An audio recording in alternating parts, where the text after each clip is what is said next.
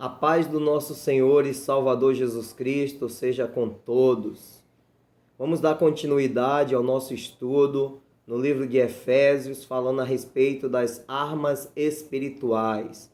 Armas que compunham aquela armadura espiritual que os soldados romanos utilizavam e que Paulo, inspirado pelo Espírito Santo, transformou-as em armaduras espirituais, para que nós possamos viver, guerreando, pelejando e ter vitória, sobre todas as batalhas que nós travamos. Vamos ler aqui o texto para estarmos bem situados e vamos estudar nesta noite mais uma arma espiritual.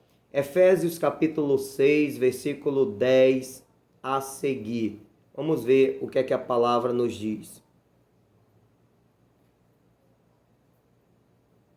No demais, irmãos meus, fortalecei-vos no Senhor e na força do seu poder. Revesti-vos de toda a armadura de Deus, para que possais estar firme contra as astutas ciladas do diabo. Porque não temos que lutar contra a carne e o sangue, mas sim contra os principados, contra as potestades, contra os príncipes das trevas deste século, contra as hostes espirituais da maldade nos lugares celestiais. Portanto, tomai toda a armadura de Deus, para que possais resistir no dia mau, e havendo feito tudo, ficar firmes. Estais, pois, firmes, tendo cingido os vossos lombos com a verdade, e vestida a couraça da justiça, e calçado os pés na preparação do evangelho da paz, tomando sobretudo o escudo da fé, com o qual podereis apagar todos os dardos inflamados do maligno. Tomai também o capacete da salvação e a espada do Espírito, que é a palavra de Deus, orando em todo o tempo com toda oração e súplica no Espírito, e vigiando nisto com toda a perseverança e súplica por todos os santos. Glória a Deus. E nós já estudamos a respeito do cinto da verdade, da couraça da justiça, da sandália, da preparação do evangelho da paz. Estudamos a respeito do escudo da fé e nesta noite estudaremos um pouco a respeito do capacete da salvação. Esta arma ela é de fundamental importância para a vida do cristão. Ela o era na época medieval, na época em que os exércitos romanos pelejavam. Eles utilizavam um capacete feito de couro ou de metal e utilizava para proteger a sua cabeça de golpes de espada, de lança ou de dardos, setas que eram atiradas pelos exércitos inimigos. E Paulo faz a comparação desta arma de defesa, o capacete, pondo ele como o capacete da salvação.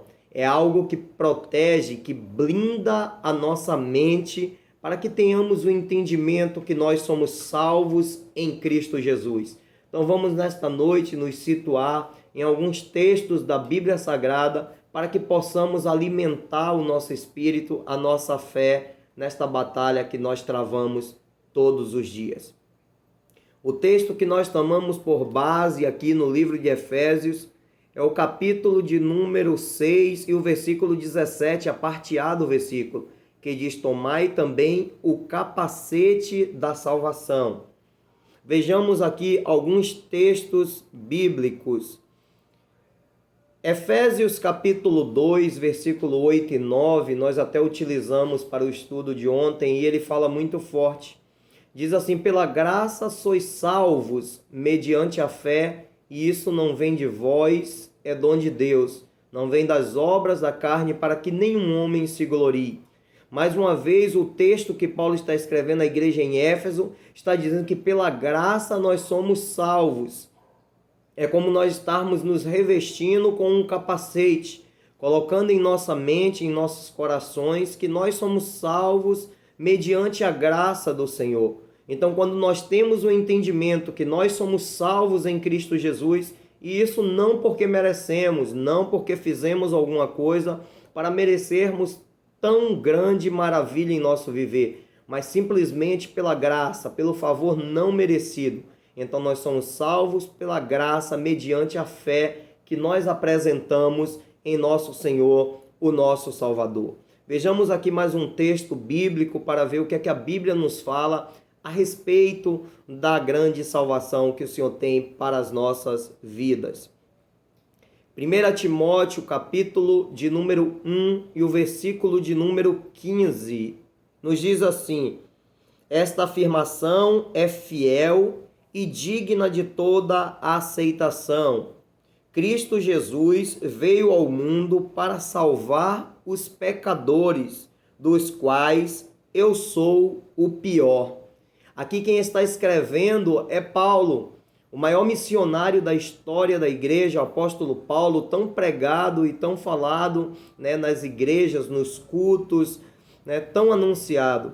E o apóstolo Paulo está pregando aqui nesse texto a salvação, dizendo que esta afirmação ela é fiel e verdadeira, que o Senhor Jesus ele veio ao mundo para salvar os pecadores. Aí Paulo diz, dos quais eu sou o pior.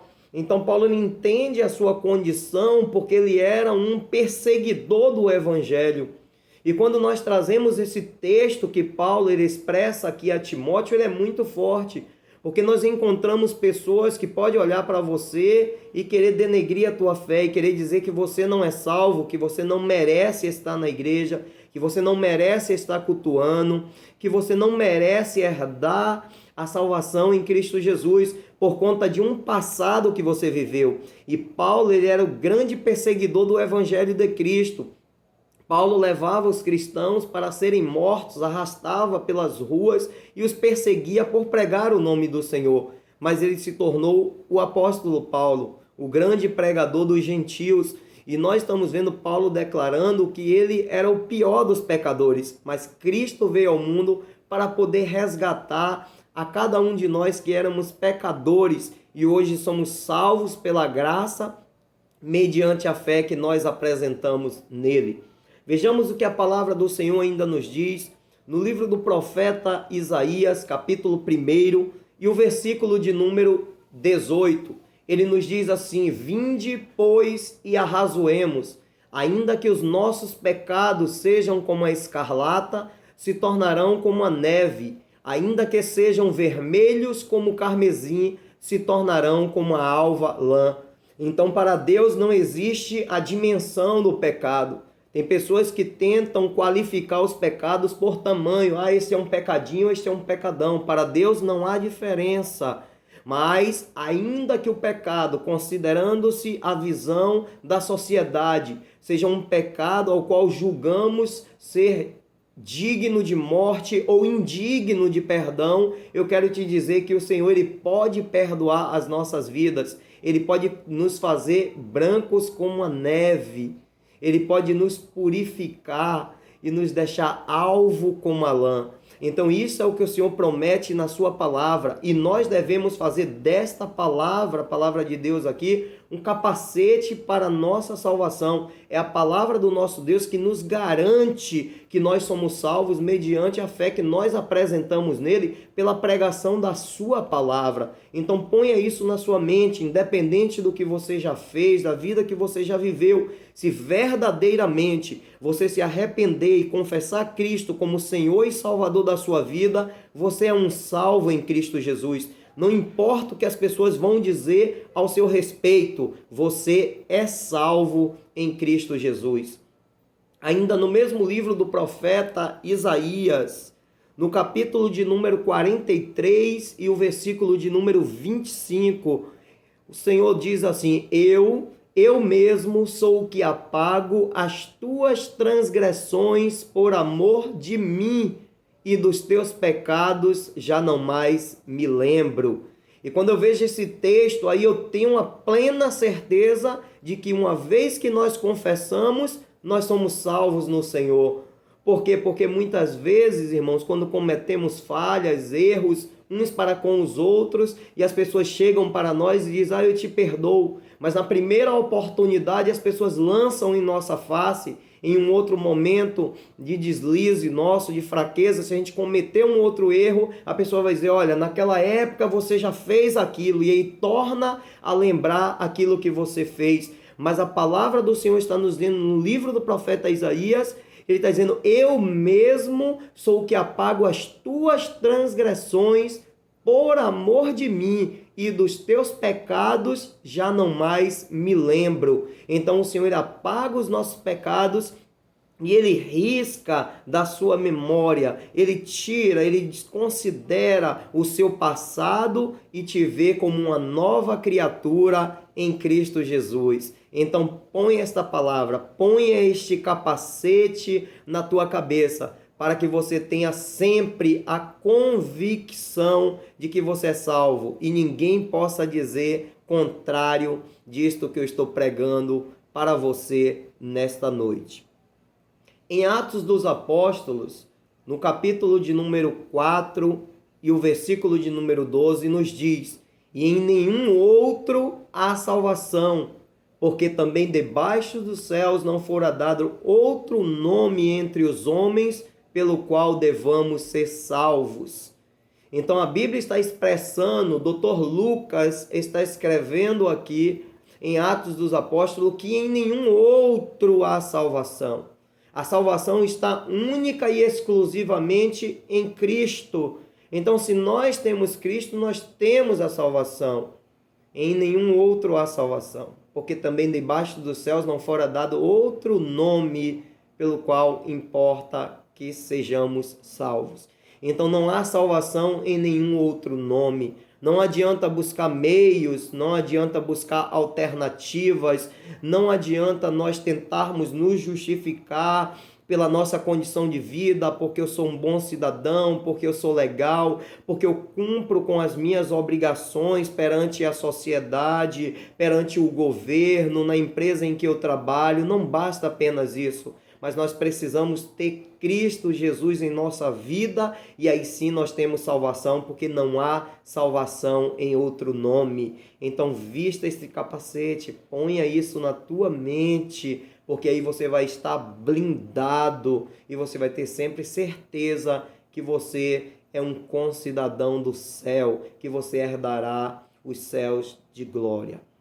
Vamos ver outro texto bíblico que está escrito aos Romanos, o apóstolo Paulo escrevendo à igreja em Roma, no capítulo de número 1 e o versículo de número 16, Paulo diz, porque não me envergonho do evangelho de Cristo, porque é poder de Deus para a salvação de todo aquele que crê, primeiro do judeu e também do grego. Então Paulo está expressando que ele não se envergonha deste evangelho, que é o evangelho de Cristo. Por quê? Porque o evangelho de Cristo é poder de Deus para a salvação. Uma vez que você examinou este evangelho, que você pôs ele em prática na tua vida, então é o poder de Deus exercendo sobre a tua vida para a salvação. E ele diz aí, é o poder de Deus para a salvação em todo aquele que crê. Então não há acepção de pessoas. Ele diz tanto do judeu como também do grego. Então é para todos os povos, é para todas as etnias, são para todos os países, para todos os estados, para todas as cidades. Não importa a sua condição social, filosófica, não importa a sua condição financeira. O importante é você abraçar Cristo e saber que em Cristo você é mais que vencedor. Então coloque esse capacete na sua cabeça e se proteja dos dardos inflamados do maligno. Quando ele tentar dizer ao teu coração, falar à tua mente e dizer que você não é apto para o céu, porque você já viveu um passado que era escuro, que era negro, diga que você foi lavado pelo precioso sangue do Senhor Jesus Cristo e que hoje você está revestido e que você tem convicção da sua salvação no Senhor Jesus Cristo. Amém? Glória a Deus, eu quero orar por você. Senhor Deus e eterno Pai, mais uma vez, Senhor, entramos na tua presença para clamar pelo teu amor e pela tua misericórdia, para agradecer-te, Senhor, pelo sacrifício genuíno que tu fizeste na cruz do Calvário pelas nossas vidas, Senhor, a fim de nos promover esta salvação tão gloriosa, de nos trazer a oportunidade de sermos, Senhor, cidadãos dos céus. Senhor, muito obrigado, porque nós não éramos dignos, Senhor. Nós não tínhamos, Senhor, condições de poder alcançar, mas o Senhor sacrificou-se, meu Pai, naquela cruz, pagando um alto preço para que hoje nós estivéssemos aqui para glorificar e exaltar o teu nome, Senhor, aguardando o grande dia em que o Senhor voltará para levar o seu povo para habitar contigo na eternidade. Meu Jesus, muito obrigado, Senhor, por esta salvação. Nós te agradecemos e te louvamos sempre em nome do Senhor Jesus Cristo. Amém. Glória a Deus. Que o Senhor te abençoe poderosamente.